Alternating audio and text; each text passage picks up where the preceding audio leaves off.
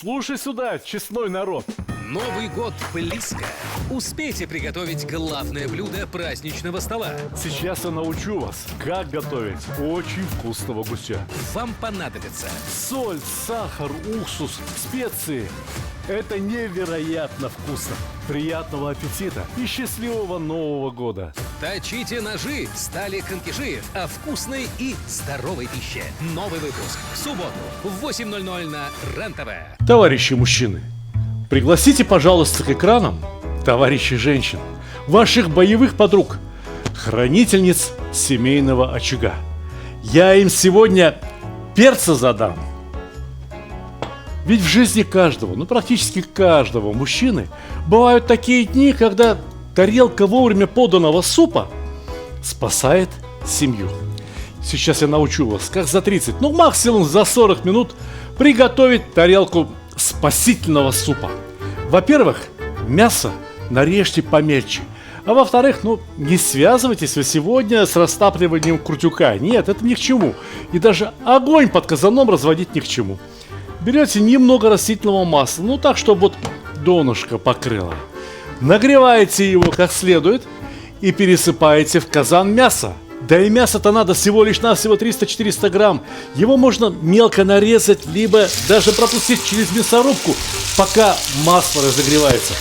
Действуем очень быстро, практически в режиме реального времени. Распределяем мясо по дну казана, кастрюли. Знаете, что я хочу сказать? Наверное, я даже слегка многовато взял мяса. Достаточно было бы просто покрыть мясом дно. С одной стороны мясо пожарится буквально за 1,5-2 минуты. И как только перемешали мясо, точнее перевернули его на другую сторону, можно насыпать лук. Я надеюсь, что головку лука средненьким кубиком можно нарезать как раз за эти пару минут. Пожалуй, что именно сейчас тот редкий момент, когда я рекомендую добавить нагрев под кастрюли практически на максимум, чтобы и мясо, и лук пожарились как можно скорее, чтобы зарумянились и лук, и мясо одновременно. Пока будет обжариваться лук да мясо, нарежьте, пожалуйста, пару морковок вот таким кубиком. И не забудьте посолить и лук, и мясо. Щепотка раз, щепотка два. Этого достаточно. Не забывайте иногда помешивать, ведь нагрев под кастрюлей очень сильный, легко может пригореть.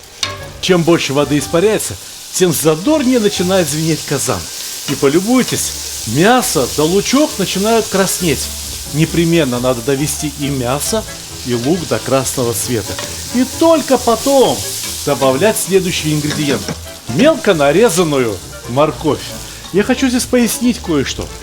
Вы же понимаете, человек вчера веселился, радовался, может быть плясал, может быть в караоке пел. А сегодня ему самую малость, чуточку, нехорошо. Поэтому супчик должен выглядеть очень аппетитно. И в каждой ложке жиденького супа, который организм еще кое-как согласен принять, должно попасться все. И подрумяненный кусочек мяса, и очень весело, бодро выглядящая морковка. Супчик должен быть кисленьким, очень аппетитным, красненьким, очень приятно пахнуть. Поэтому добавьте в него хотя бы 1-2 протертых помидора. Вот так, пиалушечка, вполне достаточно. Только помидорам непременно надо дать прижариться. Поэтому огонь не убавляем, а перемешиваем почаще. Следим, чтобы все румянилось, но ни в коем случае не пригорело. Не шутите с мужем в такой момент. Чтобы супчик стал погуще, покраснее, покрасивее и поаппетитнее, добавьте в него сладкого красного перца. Паприка. Только вот какое дело. Как только добавили паприку, дальше сильно нагревать зажарку уже нельзя. Иначе цвет и запах паприки испортится. Паприка станет бурой, неаппетитной.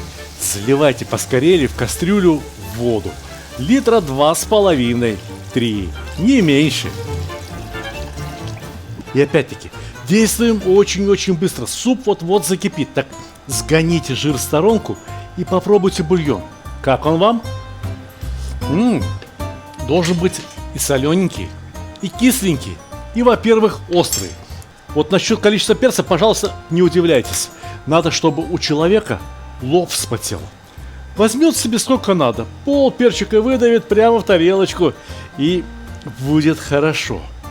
Дело в том, что перец разжижает кровь, заставляет сердце биться чуть-чуть почаще. Кровь заиграла, поправился человек. Но еще очень важно, чтобы подобного рода супы были густыми, крахмалистыми. Поэтому картошечка, грамм 300-400, но не больше, чем 4 клубня. И непременно мелкими кубиками. Во-первых, и сварится побыстрее. Во-вторых, и крахмала выпустит побольше. Ну а в-третьих, запоминайте пословицу: пустой мешок не стоит. Но самый главный крахмалосодержащий ингредиент сегодняшнего блюда — это рис. Не берите какой-то длиннозерный, предназначенный для плова. Нет, надо брать самый простой, круглозерный, среднезерный, какой-то мелкий. Самое главное, чтобы он крахмала содержал в себе как можно больше. И посмотрите, если он достаточно чистый, на нем нет пыли, камешков, а есть только рисовая пудра, которая, собственно говоря, и является крахмалом, насыпайте рис прямо так. Слушайте, времени нет, торопиться надо, сварится, кто заметит. 200-250 грамм. И суп превращается в лечебный, лекарственный. Вот и все. Дело сделано. Пора накрывать на стол. Каким бы тяжелым ни было утро, накрывайте стол самой красивой скатертью. Подавайте на стол самый красивый хлеб. Очень важно, чтобы настроение у человека исправилось. И очень важно, чтобы супчик получился кисло-остреньким, вкусным. А теперь скажите мне, остренький, понятно, вот он перчик, вот у меня чеснок к столу. А за счет чего суп должен получиться еще и кисленьким? Здесь надо вслушаться в название этого блюда. По-старому это блюдо называется мастова. Мастова. Слово маст в таджикском, вообще в персидских языках обозначают что-то вроде кефира. Катык, йогурт, простокваша. Но здесь еще и возникает забавная игра слов. Дело в том, что слово маст обозначает человека в особом состоянии духа. Но у этого блюда есть еще и другое название. Оши катыки, то есть обед с кефиром. Именно за счет кефира суп и получает завершающие нотки своего целебного действия. Всю мелко нарезанную зелень перекладываем прямо в кефир, в маст, катык, чесночок. Кладите щедро, ничего не бойтесь. Чеснок улучшает аппетит, чеснок улучшает настроение. Итак, 5-6 зубчиков чеснока через чеснокодавилку. А если было время, хорошо бы порубить ножом. Буквально щепотка соли сверху, но если это еда, то она должна быть соленая. И перемешиваем. Проверьте супчик еще раз. Как насчет соли? Если не досолили, поправить можно. А вот если пересолите, скандала не избежать. Но если вы готовите от всей души, если вы готовите с любовью, как можно испортить настолько простое блюдо? Помните, мы налили немного масла, обжарили мясо, добавили лук, добавили морковку, мелко порезанную картошку, не забыть про томат. И самое главное, не переваривайте рис ни в коем случае. Посмотрите, он сварился очень красиво, как будто бы этот рис из плова хорошего. Дело в том, что рис должен сохранить свои абсорбирующие свойства. Он должен впитать в себя не только вкус и аромат из этого супа, но еще и кое-что из организма страдальца. Ребята, не балуйтесь по пятницам слишком сильно.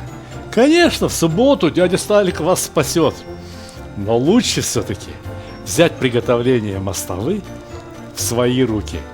Честно вам говорю, приготовление мастовы гораздо проще, чем приготовить плов, либо какие-то другие блюда. Но удовольствие этот простенький домашний супчик, с которым любая женщина справится, приносит ой как немало. Идите сюда, будем кисленькое добавлять. будете кушать, не перемешивайте кисленький кадык и весь суп. Ложечку супа и отщипнули чайную ложечку кадыка. Маста. Маст оши кадыги. Приятного аппетита! Не шалите мне там.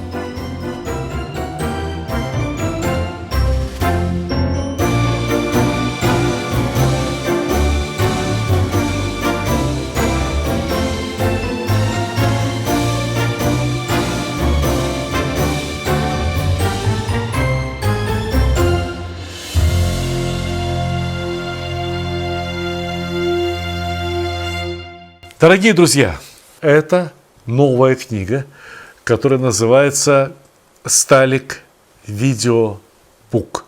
Еще ярче, еще вкуснее, еще лучше книги у меня просто не было. Каждый рецепт начинается с QR-кода, где размещен видеорецепт того, о чем мы рассказываем здесь, вот в этой статье.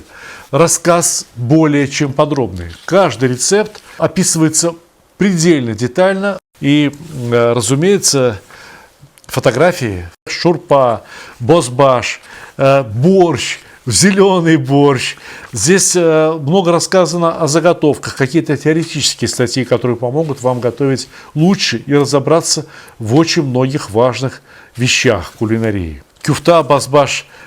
Все эти рецепты, в принципе, вы можете посмотреть и у меня, и в Ютубе, но в книге они изложены гораздо лучше, гораздо глаже.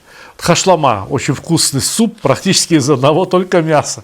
Совсем недавно было это видео, но следом идет суп совсем без мяса, из одной только чечевицы. Чечевичный турецкий суп, который получил огромную популярность в интернете. Посмотрите, какая фотография красивая. И суп, который удивляет любых гостей. Я вам ручаюсь. И как можно было обойтись в такой книге, скажем, без лагмана? Зеленый борщ с щавелем. Посмотрите, какая фотография. А? Не красота? Бешбармак. Кяля-пача. Это и турецкое блюдо, и узбекское блюдо. И начинаются основные блюда. Может, даже не столько основные блюда, сколько горячие закуски. Например, такая, как печень с овощами. Готовится 15-20 минут. Ум отъешь. Настолько вкусно. Печень по-турецки, немножко по-другому, но тоже очень интересно. Джизбыс, то, что блюдо готовится на садже. Все рецепты прописаны так, что должно получиться у любого. Уж если вы посмотрели видео и готовили, и у вас это получалось, то это по этой книге приготовите обязательно. Некоторые рецепты, например, такие как басма или дом ляма, встречались в предыдущих моих книгах. Например, казан-мангал или книгу про казан. Но это самые популярные рецепты из моего репертуара. Вот здесь самые лучшие песни Сталика Ханкишиева. Поэтому, если какие-то рецепты даже и встречались раньше, здесь они, во-первых, с новыми фотографиями и с текстами, которые написаны по-другому. Дело в том, что когда я писал вот эту первую книгу, я не знал, о чем будут люди задавать свои вопросы, когда познакомятся с этими рецептами. А теперь я знаю, какие вопросы вы задавали под роликами. Я прочитал все эти вопросы. И я даю ответы на каждый ваш вопрос вот во всех этих рецептах. Поэтому здесь так много слов, поэтому здесь так много букв. Не от того, что рецепты слишком сложные. Нет. Здесь просто все расписано подробно, что если вы прочитаете, у вас не останется вопросов. Ну, по крайней мере, не должно остаться вопросов. А, допустим, остались какие-то вопросы, и что же вам делать тогда? Очень просто. Вы заходите по этому QR-коду, смотрите видео, и если не нашелся ответ на ваши вопросы внутри видео, вы можете задать его непосредственно мне. То есть, когда это такое было, что вы покупаете книгу, вместе с возможностью задать вопрос непосредственно автору. Самса. Все про самсу. Одно из самых популярных узбекских блюд. И как ее приготовить в духовке, круглую, слоеную, треугольную, какую хочешь. С начинкой из мяса, с начинкой без мяса тоже. Ну а что поделать? Некоторые люди, вот, например, соблюдают посты православные. Да? И почему бы для них не подготовить какие-то рецепты, которые подходят в том числе и в пост? Да? татарский пирог Зурбалиш. Я его сам так полюбил, что решил поместить в эту книгу. Рассказ о выдержанном мясе. Это прямо основа любого стейка. Это основа любого хорошего шашлыка. И стейки, и шашлыки, поверьте, этой книги вам будет достаточно, чтобы вы научились готовить базовые рецепты из мяса очень хорошо. Ну и такое блюдо, как бефстроганов. Вы не попробуйте ни в одном ресторане такой вкусный бефстроганов. Вы приготовите лучше. Бифштексы какие-то, ну, в общем-то, тоже это абсолютно базовые блюда, котлеты, пюре.